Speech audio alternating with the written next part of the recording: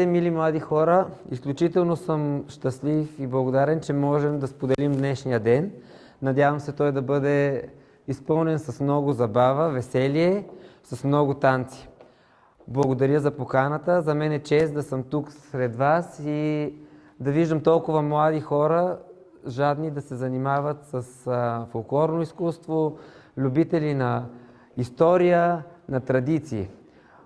Още веднъж благодаря и приятни мигове, приятни часове с разучаване на някои от най-популярните български народни хора и танци. Казвам български народни хора и танци, може би не би трябвало да кажа български хора и танци, би трябвало да кажа наши. Защото за мен е не просто български, те са и македонски, те са и сръбски, те са и български, те са наши. И фолклора не търпи граници. За фолклора няма македонци, няма българи, няма мои твои. Всички сме наши. Самите вие ще видите, че започвайки да разучаваме хората, ще кажете, ама това си е нашето еленино хоро. Да, ама ние в България казваме, че то си е и нашето. Пък другите ще кажат, ама това си е нашето. Фолклора е едно безценно наследство, безценно богатство. Фолклор не е случайно, думата фолклор произхожда от народопис или народознание, създадено от народа. Именно претърпяло всичките катаклизми на времето, фолклор е успял да устои до ден днешен и да ни запазва като нация. Благодарение на фолклора ние сме се запазили през вековни робства и минали през трудни етапи на съществуване. Напред ще започнем да разучаваме най-общото хоро, което ни обединява, което се играе навсякъде. Това е правото хоро. Готови ли сте да го разучим? Право хоро показваме.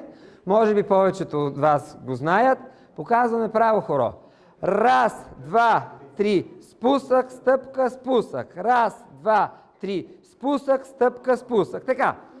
Отделен е десния крак. Обърнати сме напред вдясно, след нашия водач, след Христо. Правиме 3 последователни стъпки напред вдясно. Готови ли сме? 3 и 1, 2, 3. Сега, обръщаме тялото към центъра на кръга, изнасяме левия крак, стъпваме и изнасяме десния крак. И продължаваме от начало. 3 стъпки напред, рита ляв, рита десен. Готови? И 1, 2, 3. Ляв, после десен. Раз, два, три. Ляв, после десен. Раз, два, три. Ляв, после десен. Раз, два, три. Ляв, после десен. Раз, два, три. Ляв, после десен. Пускам направо музика. И стъпка горе, стъпка горе. И сега вижте какво имаме. 1, 2, 3. Шут. 1, 2, 3. 3. И десен, ляв, раз, два, три, хоп, раз, два, три, хоп, десен, ляв, раз, два, три, хоп, раз, два, три, хоп, десен, ляв, раз, два, три, хоп, десен, ляв, раз, два, три, спусък, раз, два, три, спусък, десен, ляв, раз, два, три, спусък, раз, два, три, спусък, десен, ляв. Така, докато първото хоро беше популярно за цяла България, право хоро, второто хоро беше типично, характерно за Северна България, Северняшка етнографска област. Третото хорце, с което ще отпочинем малко, е от Родопска етнографска област. Малко по-бавничко, казва се сворнато хоро. Ворнато на родопски диалект означава върнато. Демек хоро с връщане. Сворнато. Хоро с връщане, на повръщане. Ето го и самото хоро.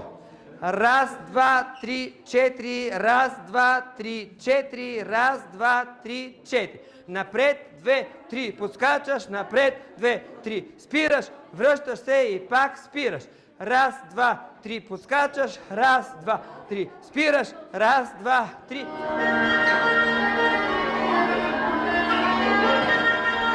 Готови? И раз, два, три, четири, раз, два, три, спираш, връщаш се и пак спираш. Напред, два, три.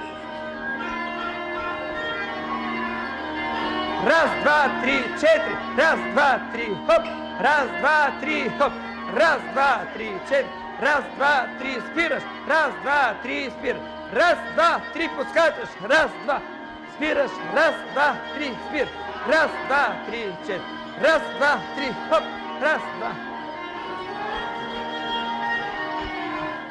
Следващия танц, който ще покажем и който ще разучим, е един танц, който се играе като танц по саме, както и на хоро.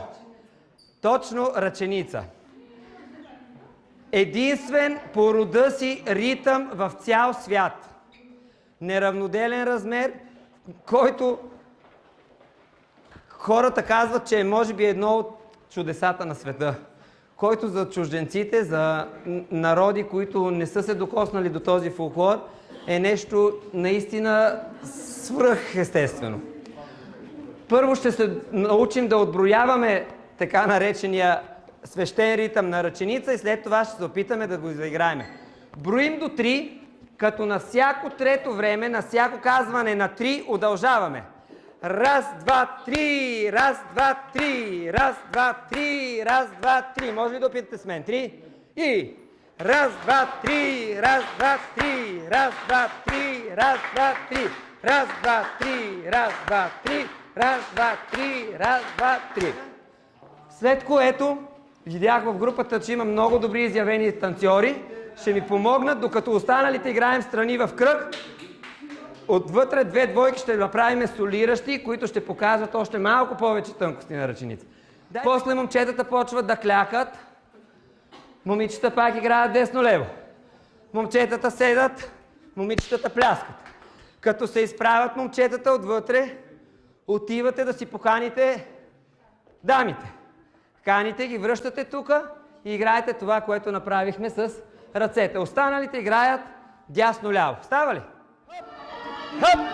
3, 4, 5, 6, 7, 7, хъп! Хъп! Браво! Хъпа! Ха сега! Давай да навътре. Къде отиде моята дама?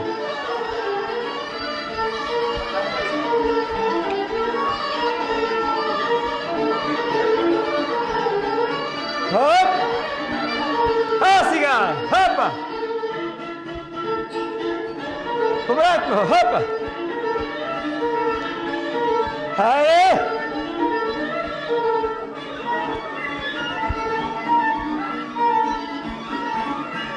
Горе ръцете! Един към друг. А сега! Под ръка!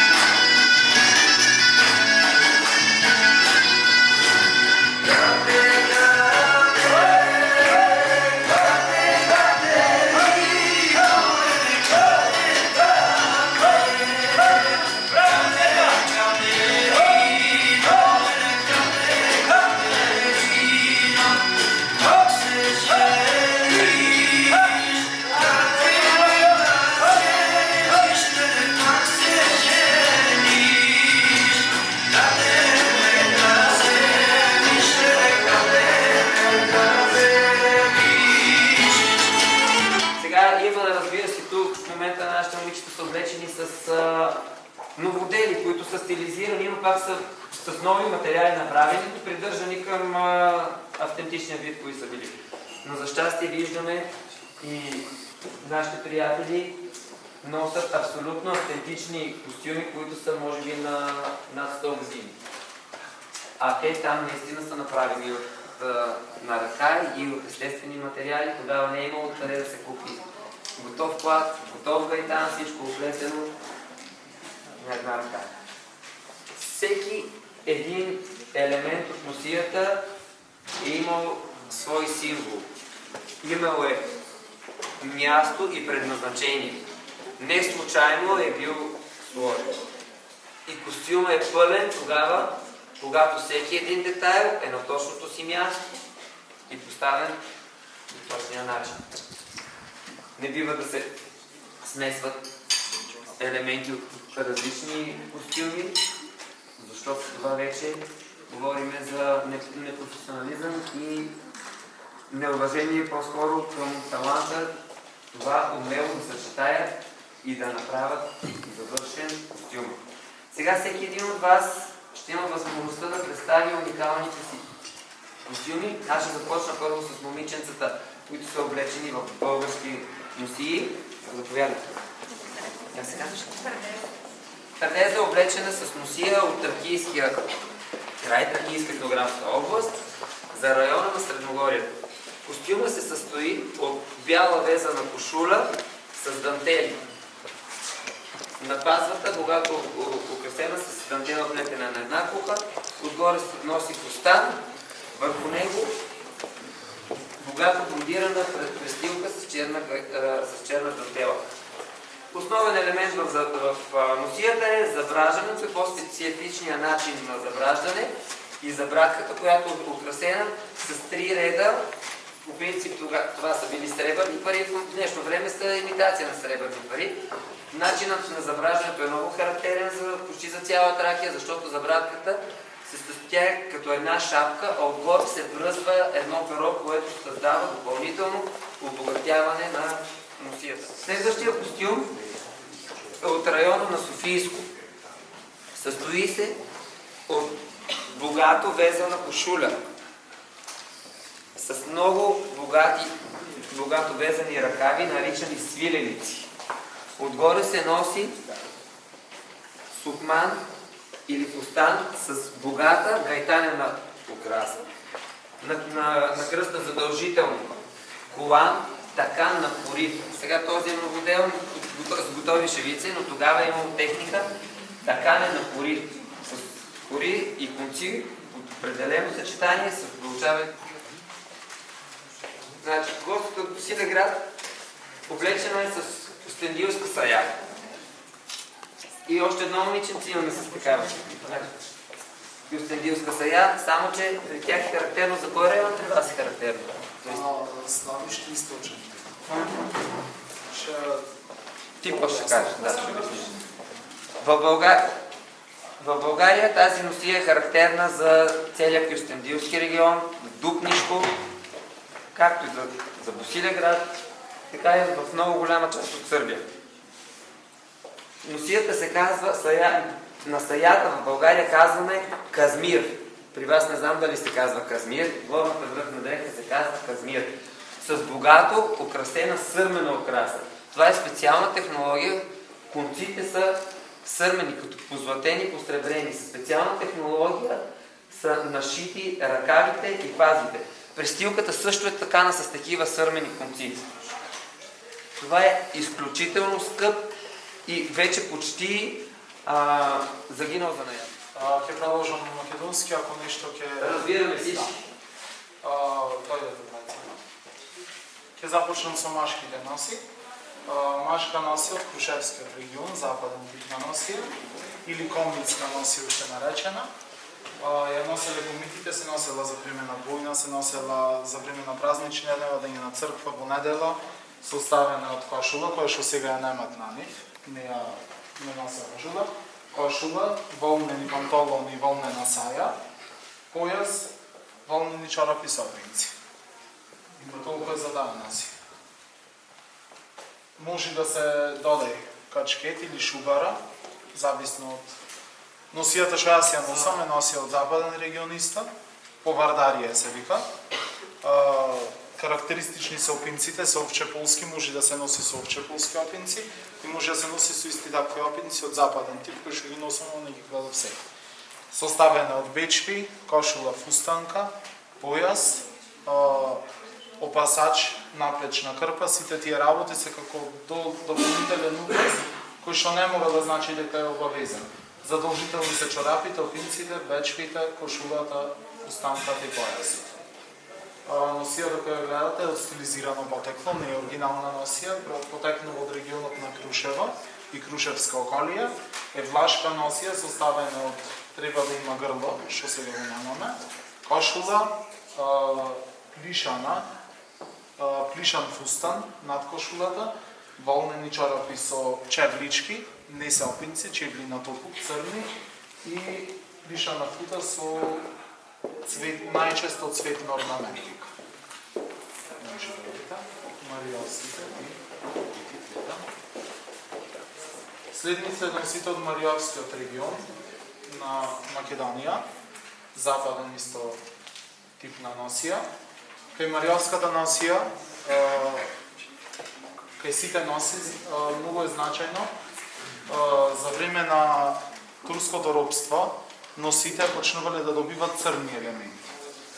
Пред турско робство сите носи биле во жарки бои, црвени, плави, жарки бои. После со време на турското робство во Отоманската империја добиват црни бои или црни, но исто така на невестинската носија многу карактеристична свадбената од Мариовски регион се носи посебен елек, црн елек, за да ја потсеќа на жената дека во бракот треба да биде почината на сопругот и дека бракот побрачување или тие сакале уште да го кажат помрачување, затоа што веќе таа излегува од невестинската или од девојачката руба и влегва во носија која што ќе носи како мажена жена. Везот на самите носи се карактеризира од село до село, не од село до село, туку од куќа до куќа. Секој куќа има свој вез и своја орнаментика. Везот за девојка, овие двете се за после брак, што ги гледаме во моментот, се застапени крстните елементи. На задниот дел на носијата можеме да забележиме поли, може да бидат поголеми или помали, во зависност од богатството на самото семејство, составено од неколку елементи: грло, кошула, шајак или елек и фута волнена. Чарап